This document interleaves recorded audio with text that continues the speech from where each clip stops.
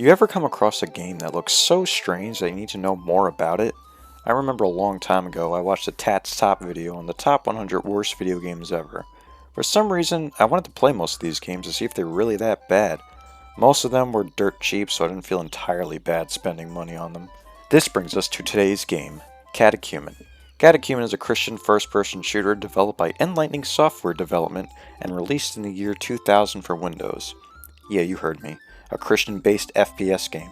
A weird-sounding concept, sure, but it has been done before with games like The War in Heaven in 1999 and Super 3D Noah's Ark in 1994, the latter which is a Wolfenstein knockoff featuring the biblical figure of Noah walking around on his ark with a slingshot shooting at goats and other weird animals. It sucks, what more do you want me to say? On the surface, Catechumen doesn't look too terrible. Trust me though, once you delve deeper into the game, you'll regret playing past the first level. The game opens up with a cutscene with your Christian mentor being chased down by a Roman soldier until he trips and eventually captured. Him, along with your other Christian brethren, were then thrown into jail, presumably to be executed or to rot in jail forever. Also, Satan is down here helping out the Romans. For some reason. You'll come across other characters like angels and your other Christian brethren you save who will spout some exposition about your quest. It's just obvious crap like Satan is bad or you're doing well, stuff that you already know. You do learn from one of your brethren that Satan has brainwashed the Romans using this giant machine you find later in the game. Why does Satan have a giant brainwashing machine in ancient Rome, you might ask? Well, your guess is as good as mine. You blow it up anyway, so who cares? Gameplay is your standard late 90s, early 2000s FPS deal, with health and armor pickups, keys to find, and a decent selection of weapons. Weapons mainly consist of swords that you obtain from these very strange looking angels who never skipped on arm day. Now, you don't use these swords like traditional swords. Instead, they shoot lasers. Every weapon acts like a normal firearm that you would find in any other FPS game. For example, your starting sword acts like a pistol with infinite ammo, and the second sword you obtain is like a machine gun. You get some more interesting weapons later in the game, like Solomon's Staff, which acts like a grenade launcher, and Moses' Staff, which acts like an RPG. Man, to think the parting of the waves would be a lot different if Moses shot rockets out of his staff. I think my favorite weapon is the last weapon, the beam sword. It just shoots a giant fuck-off laser that eradicates everything. I got a kick out of the lightning sword too, even if it became completely useless after 3 levels. Taste my lightning, fucker! There are 18 levels in the game, and they are pretty bog-standard levels. You go around to find keys and open up doors to reach the end. None of the doors or keys are marked, so you can lose track on which door needs which key. The only other pickups are ammo for your swords, scrolls which restore your health and give you a random Bible quote to read, and armor which will either give you 50% or 100% armor. Levels do tend to get kinda dark and it's impossible to see anything, especially when there are enemies in the shadows that attack you without any sound cues, so you just take a crap load of damage, not knowing where it's coming from. Also, I tried turning up the brightness, it didn't help at all. Oh yeah, we gotta talk about the enemies because they make this game quite the aggravating experience. The enemy AI in this game is god-awful and makes the game much harder than it really is. All the enemies move around so radically and fast and it can be very hard to hit. With the exception of like 2 enemies, every enemy shoots an almost impossible to dodge projectile. I swear, 90% of the time I would get hit by an enemy projectile. Your character moves pretty fast too, so I don't know why I'm getting hit so much. Maybe I just suck, who knows. I also find it very annoying when I turn a corner and there's just a stack of enemies that gang up and kill you instantly, like those damn kamikaze demon pigs. The worst are those fucking bats. Oh god, the bats. They're hard to hit and they come in packs of 10 or more.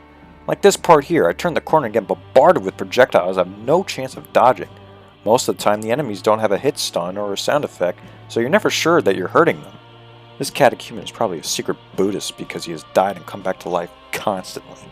I will say that the Romans have a pretty funny animation when you defeat them. Go around that way! It's the only enemy in the game you don't actually kill. Instead, you convert them to Christianity. Sure, alright, sounds reasonable. The graphics aren't anything to write home about. It definitely lacks when compared to other games released the same year, like American McGee's Alice, Deus Ex, and hell, even Daikatana looks better than this. Catechumen doesn't look horrible, but nothing in the levels grab your attention unless you find generic catacombs and caves interesting. Some of the character models look okay, while others look really, really bad. Like, come on, have you seen the long-armed angels? What is this? Why did they do this? The music is also pretty strange. Sometimes you'll be walking around minding your own business and then enter a room and be blasted with rock music. Warner guy, come on, man. Other than that, the music is alright, mainly consisting of ambient noises. Nothing I would put on a playlist, that's for sure. The game does have bosses, and they suck. The first boss you find is a lion. You just shoot it until it dies. The second one is a minotaur who takes 1,000,000 years to kill. Actually, the first time you encounter the minotaur, you could just run right past him and grab the key he's guarding. You just completely ignore him. The second encounter, you could just bait him away from the ladder he's guarding and ignore him there too. The third time I actually fought the minotaur, it's not worth it. Don't waste your time fighting the minotaur. It's just a big waste of ammo. He doesn't drop anything. Just ignore him and walk to the door. You fight him a fourth time too. He's guarding a harp that you need to remember the code for. Just stand behind the harp and just ignore him. You don't really need to worry about him again. The third boss is really annoying. It's two leviathans you fight in the water and they'll fuck you up in seconds. They move at the speed of sound in the water while you move as slow as a snail stuck in mud. You can completely ignore this boss too, but I suggest killing it so it's not a hassle later in the level. Just use the beam sword because it completely fucks them up. After fighting your way through the catacombs, slaughtering demons, and rescuing your Christian brethren, you still have one more obstacle to beat. Motherfucking Satan. Satan isn't that hard of a fight, but he sure can take a lot of damage. His most annoying attack is a homing green snot projectile which deals a ton of damage. Luckily they'll break if they hit a wall, so you can hide behind a wall and pop out when you have a clearing. He teleports away a lot, so it's annoying to chase after him, and sometimes he'll just fuck off when you get right near him. Just stay in one spot, dude, come on. You fight him twice right after the first encounter, and it's more or less the same thing. No giant pillars to hide behind, but you can use the teleports to avoid attacks and heal up. Satan is eventually defeated with the help of the swole angels. The final cutscene shows you saving your mentor. The Romans are cured thanks to the power of the angels and God himself. What an ending, I gotta say. The impossible awaits, you say? Well, fuck that. I played through the game on the normal difficulty, and it was painful enough as it was. Your only reward for beating the game on the highest difficulty is a room full of the names of the people who worked on the game. Not worth it at all. So yeah, that's Catechumen. I don't think it's as bad as most people make it out to be. Sure, it's mediocre as all hell, but you can at least tell there was some effort put into the game. Levels are mostly forgettable and are only annoying due to the bullshit enemy placements. The game got worse as it went on, to be honest. The only thing that kept me from shutting off the game was my sick determination just to finish the game. Overall, not a game that I would recommend to someone looking for a classic FPS on PC. Only if you're highly curious, I guess. You're better off playing The Binding of Isaac if you want a good game based on the Bible. I can at least say it's better than Super 3D Noah's Ark, but that's a low bar to pass.